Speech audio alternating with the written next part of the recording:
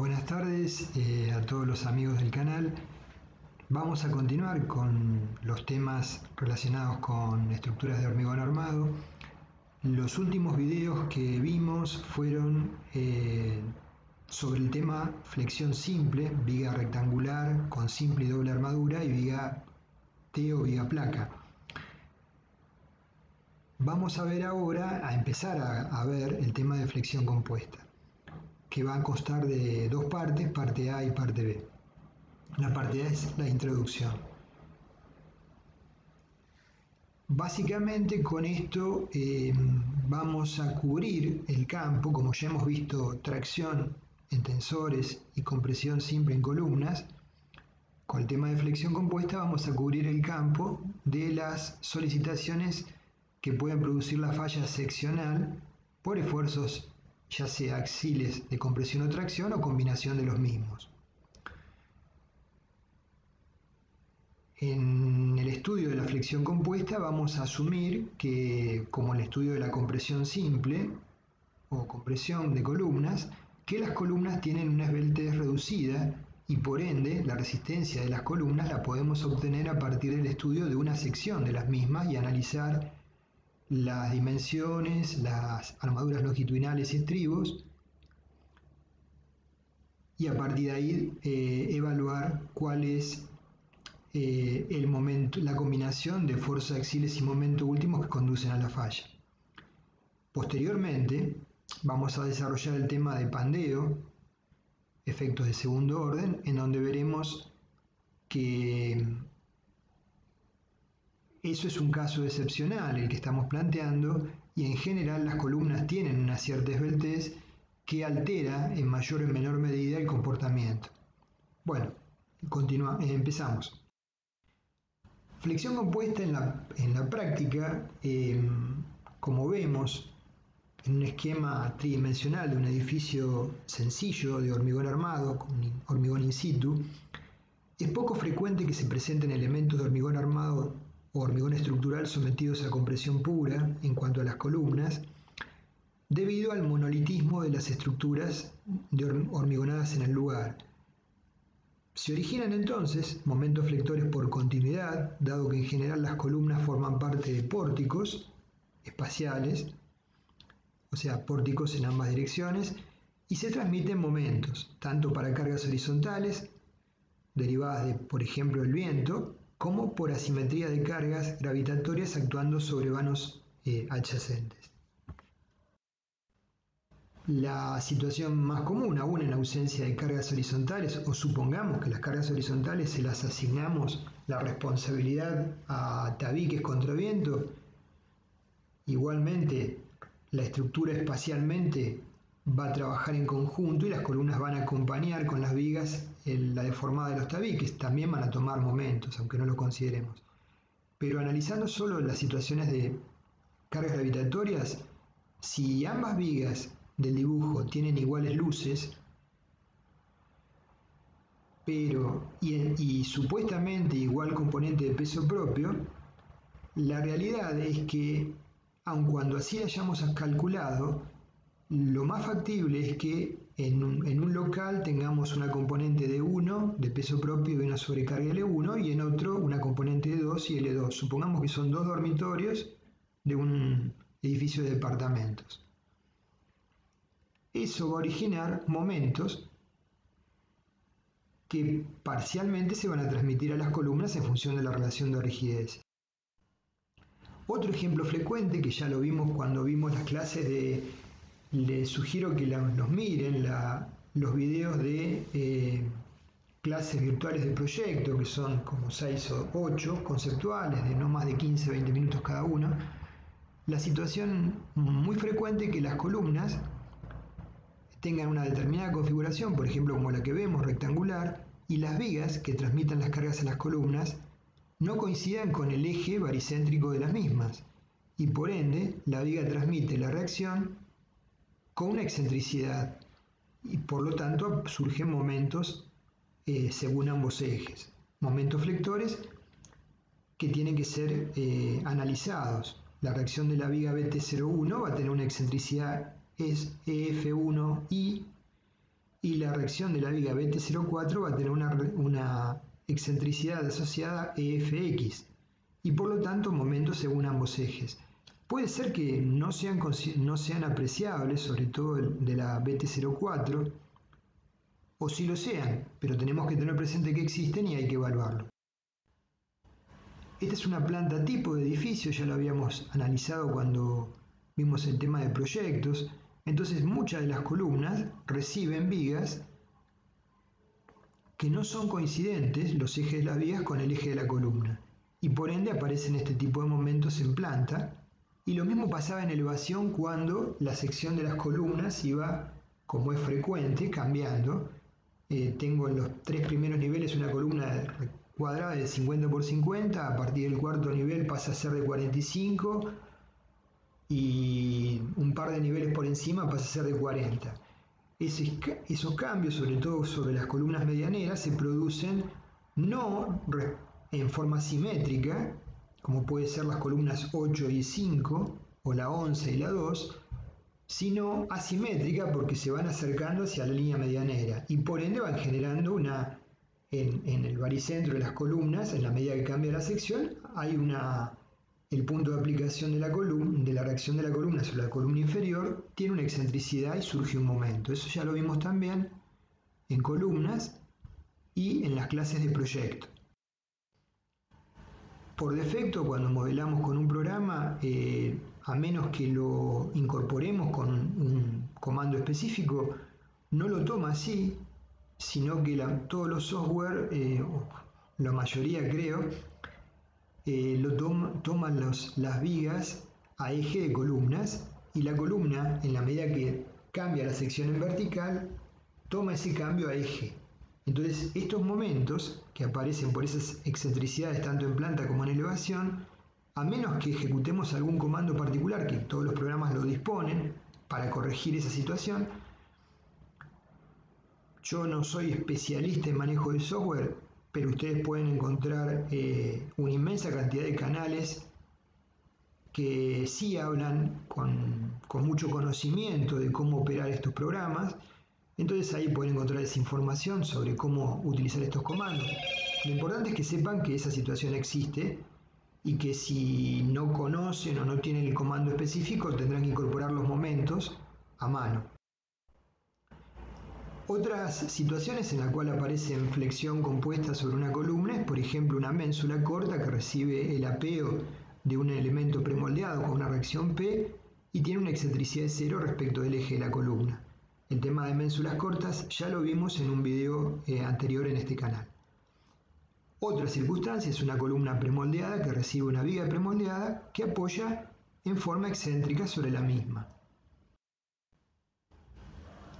Aún, como vimos en compresión simple, cuando el esquema estructural idealizado plantee solicitaciones axiales puras, debido a las inevitables imperfecciones constructivas, se van a originar estas excentricidades que llamamos accidentales y los momentos derivados de ellas.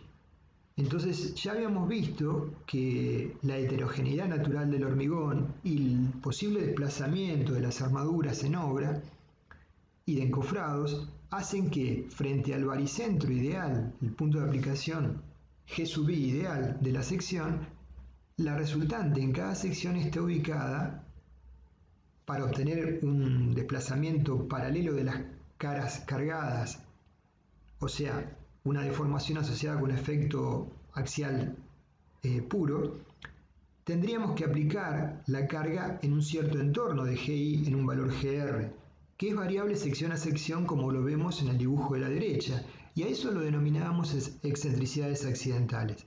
¿Podríamos definirlas en cada sección? No, y aparte no tiene sentido. Sí podemos acotarlas, y todos los reglamentos adoptan diferentes criterios para reconocer que existen y acotar su valor. Cuando una columna se somete a un momento flector y a una carga axial, resulta conveniente reemplazar la carga axial y el momento por una carga axial equivalente aplicada con una excentricidad E igual al cociente del momento sobre la carga. Ambas situaciones, la de la izquierda y la derecha, son estáticamente equivalentes. ¿Por qué hacemos esto? Porque todas las columnas pueden clasificarse en términos de la excentricidad equivalente, entonces nos permite ubicarnos mejor en qué situación estamos, si estamos con pequeñas excentricidades, medias o grandes excentricidades, a partir de lo cual el comportamiento de la columna va a ser diferente. Acá tenemos un gráfico, en la izquierda tenemos el caso ideal de la carga aplicada en el baricentro de la columna, la excentricidad es nula.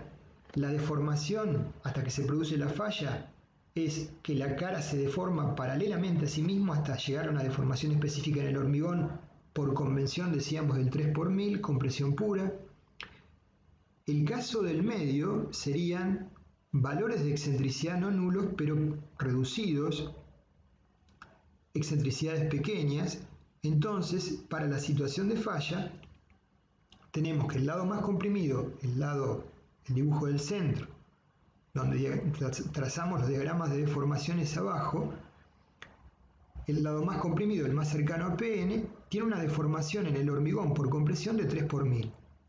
Y a partir de ahí, en función de la excentricidad, empezamos a trazar distintos planos en función del valor de la carga y la excentricidad que nos definirán el plano de falla, donde la armadura de la cara izquierda podrá estar comprimida, por ejemplo para los dos primeros planos, desde arriba para abajo, con tensiones nulas, o traccionada eventualmente si la excentricidad es lo suficientemente importante. Excentricidades pequeñas o moderadas. Y luego tenemos el campo de las grandes excentricidades, en donde ya el valor de P asociado con E genera que la armadura del lado opuesto a la carga esté traccionada y con valores iguales o mayores a los valores de ingreso de influencia de esa armadura por tracción. Entonces, en el caso A es compresión pura, en el caso B es resistencia controlada por el aplastamiento del hormigón porque la armadura más traccionada no ingresó influencia, entonces la falla la controla el hormigón por falla por compresión, es una falla frágil. Y en el caso C, la resistencia está controlada por la fluencia de la armadura y es una falla mucho más dúctil. En el último de los dibujos tenemos deformaciones por compresión, epsilon C hacia arriba, y deformaciones por tracción, epsilon S hacia abajo. Cuando hablamos de deformaciones por tracción, solamente nos interesa cuantificar las deformaciones en las armaduras, ¿sí? Cuando hablamos de deformaciones por compresión, interesa evaluar epsilon C, la deformación en el hormigón, y si hubiese armadura comprimida, también la deformación específica en la armadura comprimida, naturalmente. Las columnas solicitadas con un valor de R relativamente reducido, excentricidades pequeñas, se van a caracterizar en general por presentar todas las fibras de la sección comprimidas, y cuando se produce la falla se presenta el aplastamiento del hormigón junto con la fluencia de la armadura del lado más comprimido. Las columnas con excentricidades grandes tienen parte de su sección sometida a tracción y fallan por fluencia del acero traccionado en el lado más alejado de la carga. Como dijimos recién, la falla es más dúctil, está controlada por tracción y por ende el factor de reducción de columnas solicitadas a flexión compuesta no puede ser un solo valor, sino, como en compresión simple, sino que va a ir modificándose en la medida que el tipo de rotura sea más o menos dúctil. Acá vemos planos límites de deformación. Vamos a tener un video muy cortito hablando solamente de este tema, así que ahora se los presento. No es un concepto que esté planteado explícitamente en el código ASI 318, pero creo que es didáctico hablar del mismo. Tenemos una columna con una altura H, una altura útil D en el plano que actúa el momento, un ancho B. La armadura del lado más traccionada la llamamos AS y la armadura del lado más comprimido A'S. Tenemos un plano que suponemos no deformado, el OO, que sería la recta vertical de la cara no deformada. ¿Qué pasa si aplicamos una carga de compresión simple hasta agotar la capacidad de la columna y que rompa por compresión? Nos moveríamos del plano O en forma paralela hasta la sección en vertical en B, donde la deformación en la parte superior del hormigón comprimido de prima C es 3 por 1000 y coincide con el plano de falla en compresión simple. ¿Qué pasa si a la sección no deformada le aplicamos a esa columna una tracción ubicada en el baricentro de la sección homogeneizada hasta llevarla a la falla?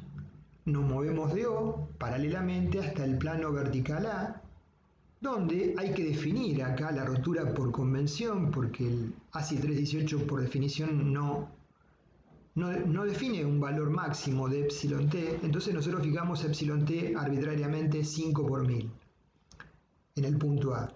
Entonces ese plano vertical que pasa por A sería la situación en la cual toda la sección está traccionada, se elongó un valor de 5 por 1000 y es la falla por tracción simple.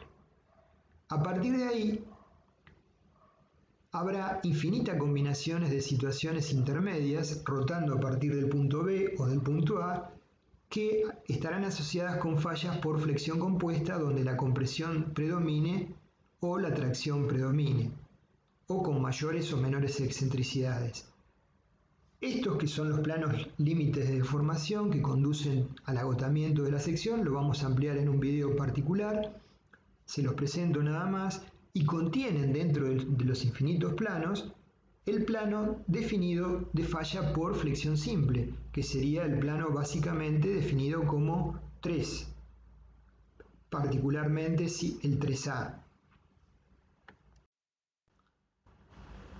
El factor de reducción asociado con la falla, entonces, a partir del plano no deformado O, tiene que ver con que la falla sea frágil, phi vale 0,65, se considera así hasta que la deformación del acero opuesto a la carga de aplicación de compresión tiene una elongación igual o menor que el 2 por 1000, y a partir de ahí, paulatinamente el factor de reducción se incrementa linealmente hasta llegar a un máximo en A, que es 0,9, que está asociado con una falla tipo dúctil.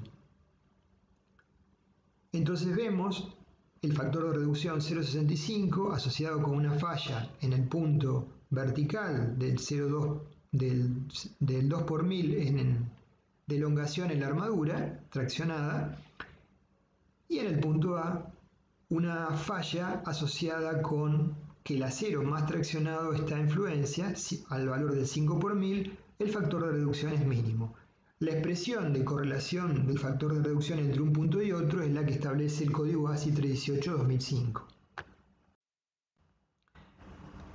¿Cuáles son las hipótesis de cálculo que vamos a plantear para resolver el problema? Las deformaciones específicas de las armaduras en el hormigón se suponen directamente proporcionales a la distancia al eje neutro, hipótesis de Bernoulli.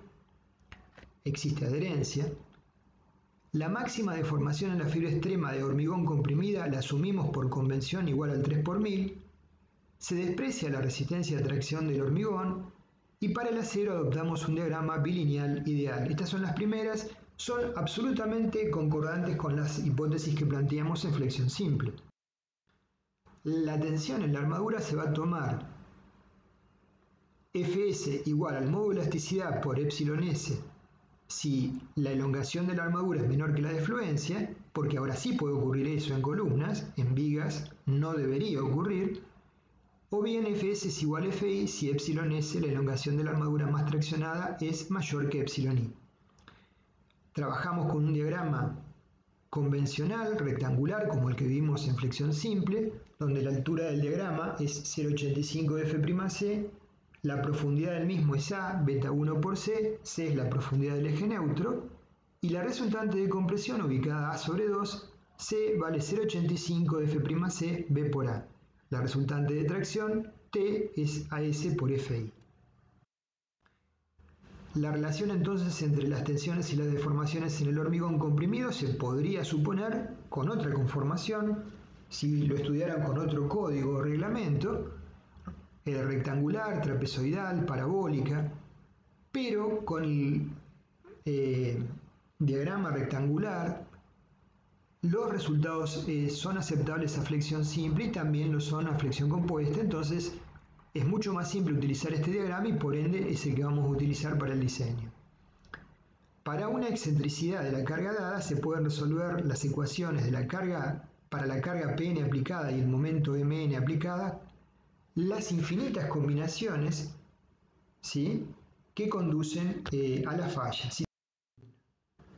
Entonces, si la columna tiene reducida esbeltez, podemos hacer el análisis de la resistencia de la columna considerando la sección, sin evaluar si la columna tiene 3 metros de altura, 4 metros de altura o 6 metros de altura, si las condiciones de borde son articuladas o empotrada articulada o empotrada empotrada. Sin pensar en esa situación, si tiene una reducida esbeltez, podemos hacer un análisis de sección. Vamos a plantear las ecuaciones de equilibrio de fuerzas y momentos para hacer la aproximación a la resolución del problema. La resistencia de la columna sometida a una carga axial y a un momento asociado puede calcularse aplicando la condición de equilibrio de fuerzas y momentos y las ecuaciones de compatibilidad de deformaciones.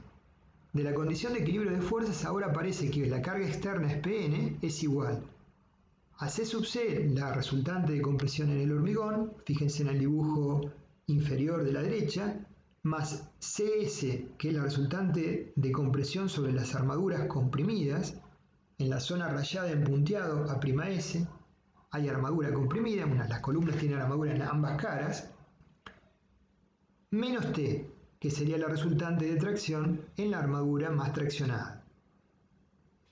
Ecuación de equilibrio de fuerzas. Vemos el dibujo, tenemos una carga Pn aplicada con una excentricidad E, la sección tiene una profundidad H, en gris está la zona comprimida con una profundidad del bloque de compresión es C, y por debajo el hormigón en blanco se supone traccionado, donde aporta la armadura S. De la ecuación de equilibrio de momentos respecto de H sobre 2, tenemos que Mn es Pn por E, que es igual a cada una de esas fuerzas por su brazo de palanca. C sub C por H sobre 2 menos A sobre 2, más CS por H sobre 2 menos D', más T por D menos H sobre 2. Bueno, acá vemos nuevamente el mismo esquema, la sección con la carga Pn con una excentricidad E aplicada, el diagrama de deformaciones específicas de la sección en la falla, donde siempre la fibra E sub U en el hormigón se supone el hormigón más comprimido en falla para el 3 por 1000. A una profundidad de prima S, la deformación específica de la armadura comprimida de prima S, el bloque de tensiones de hormigón comprimido, y por debajo del eje neutro C, la elongación de la armadura traccionada en el caso que haya una sección de la columna que esté traccionada. Si la excentricidad es reducida, toda la sección está comprimida. Entonces las ecuaciones de equilibrio son T es igual a S por Fs, genéricamente. ¿Por qué Fs? Porque ahora la tensión en el acero depende si la deformación εs es menor que εi, controla la compresión, y la resultante T va a ser AS por el módulo de elasticidad del acero por la elongación εs que surge de este diagrama de deformaciones. Si εs es igual a εi o bien es mayor, tenemos que T es igual a S por Fi, y con respecto a la resultante en el hormigón comprimido C sub C, 0,85 de F'C B por A, B es el ancho de la sección y A es la profundidad del bloque comprimido, y la resultante sobre la armadura comprimida CS puede ser A'F por F'S, donde F'S, si la deformación específica de ''S es menor que I, surge de la relación de triángulos. EU es AC como C menos D', ''S es AC menos D'. Depende de la distancia a la cara de prima de la ubicación de la armadura. Si la deformación en la armadura comprimida es menor que εi, entonces será CS es igual a ''S por el módulo de elasticidad del acero por la deformación específica de ''S.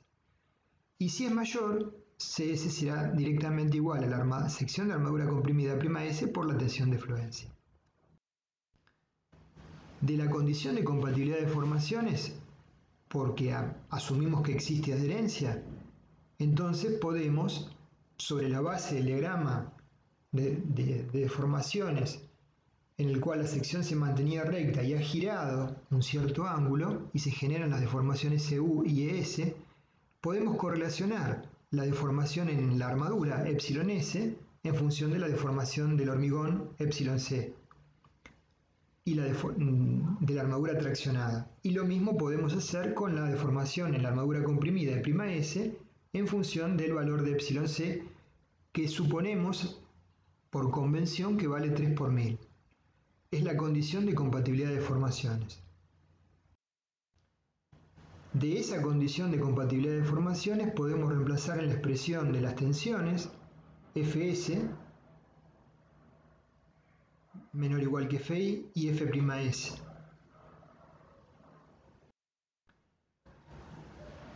Si nosotros con una sección dada, supongamos 20 por 40, y con armadura en las caras del plano que estamos analizando la flexión, que tiene 4 barras de 16 en cada cara y una H20, podríamos analizar con las ecuaciones que hemos visto para compresión simple, tracción simple y flexión compuesta, el planteo de las ecuaciones recientes, para cada plano límite de deformación, un valor asociado de carga P y momento M que conduce a la falla. Si lo hacemos infinitas veces, tendremos infinitos puntos que los podemos unir y nos van a conformar esta ecuación, esta curva, limitada por Pn arriba y abajo por el valor de la... Por debajo son deformaciones de tracción y por arriba deformaciones de compresión en ordenadas y en abscisas momentos.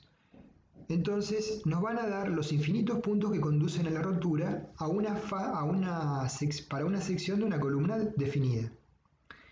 Si trazamos una recta que parte del origen y corte en PB, que es la falla balanceada, la situación que analizamos en flexión simple, todo lo que está por arriba falla por compresión, todas esas situaciones, y lo que está por debajo falla por tracción. Es decir, que el factor de reducción para todos los puntos de falla que están por encima de la recta de falla balanceada tendrán un factor de reducción o de 0,65 o parecido, y por debajo tendrán un valor de 0,9.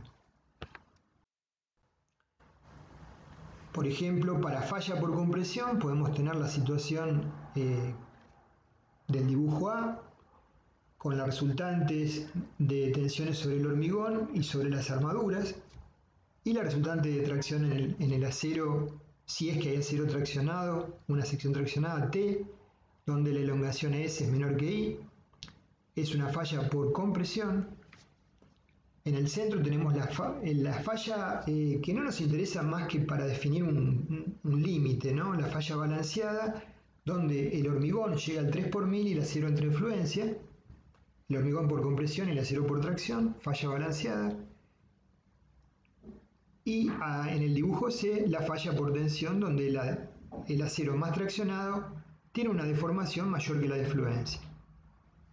Falla por tensión. Caso particular, si la excentricidad es nula, el esfuerzo es de compresión, tenemos la situación de compresión simple. Lo vimos ya, la ecuación de diseño era, pueden ver los dos videos con columnas con estribos simples y columnas con estribos hunchados. La ecuación básica de diseño era 0,85 de F'C por AG, el área de la sección de hormigón, menos AST, el área de la sección de armaduras, el aporte del hormigón, más Fi por AST, la tensión de fluencia por la sección de las armaduras longitudinales. Que para columnas simples vale la expresión 1 y para columnas hunchadas vale la expresión 2, donde la diferencia está solamente en que el coeficiente de excentricidad accidental contemplado para... saben que está expresado al revés. La ecuación 2 es la ecuación correspondiente a columnas simples. Es un error que lo observo ahora. La excentricidad accidental reduce la capacidad de carga en 0,8. Y la expresión 1 es la asociada con columnas hunchadas, donde la excentricidad accidental reduce en 0,85, es decir, es menos severa porque se supone que hay un mejor control de diseño. Bueno, tengan en cuenta eso, es un error donde dice 1 debería decir 2. El caso particular de tracción simple, donde la profundidad del eje neutro es nula también, porque no hay cambio de signo de tensiones, ni en compresión simple ni en tracción simple. Por hipótesis, cuando vimos tensores, ¿cuál era la carga última a un tensor? Pn era igual a la sección de la armadura ST de tracción longitudinal por Fi, y el factor de reducción de la columna, o el tensor, en este caso, es 0,9. Y una situación intermedia que podría darse es una columna solicitada a una tracción, no compresión sino un esfuerzo de tracción y un momento flector, donde la excentricidad caiga dentro del interior a las armaduras externas de la sección, ¿sí? Entonces se supone que se define de tal forma que es un caso de pequeña excentricidad. Tenemos la ecuación de equilibrio de fuerzas. Si las armaduras fueran diferentes, AS1 y AS2, AS1 por Fi más AS2 por Fi es la fuerza exterior de tracción NN o Pn, y la ecuación de momentos referidos a una de las armaduras, no importa cuál. Entonces, si tomamos respecto a AS1, AS2 por su brazo de palanca por Fi es igual a N por su brazo de palanca, y 1 menos E. Entonces podemos resolver y despejar las armaduras AS1 y AS2 en función de los datos. Este sería el caso de flexotracción con pequeña excentricidad. Bueno, gracias por su atención. En la parte B del video vamos a meternos en lo más sustantivo, que sería, a partir del diagrama de interacción que definimos, cómo nosotros con una columna dada podemos construir nuestro propio diagrama de interacción, porque los diagramas de interacción existentes son para columnas cuadradas, rectangulares o circulares. Usualmente no hay diagramas de interacción para otro tipo de secciones. Entonces, si yo como ingeniero tengo una columna romboidal o circular anular o con forma de T, ¿cómo puedo construir mi diagrama de interacción? Es muy simple, ya lo vamos a ver en forma práctica, construyendo uno. Y después, utilizando las herramientas de los diagramas de interacción, vamos a ver también cómo podemos resolver en forma práctica y rápida las armaduras requeridas para un conjunto de solicitaciones. Las columnas, por ejemplo, en una estructura porticada van a tener varias combinaciones de carga de P y de M, donde P predomine o M predomine, y todas tenemos que analizarlas para ver cuál de todas ellas nos arroja una cuantía de armadura mayor. También vamos a ver la situación del planteo de ecuaciones para una columna circular, entre otros casos. Bueno, los invito a ver la parte B entonces. Gracias.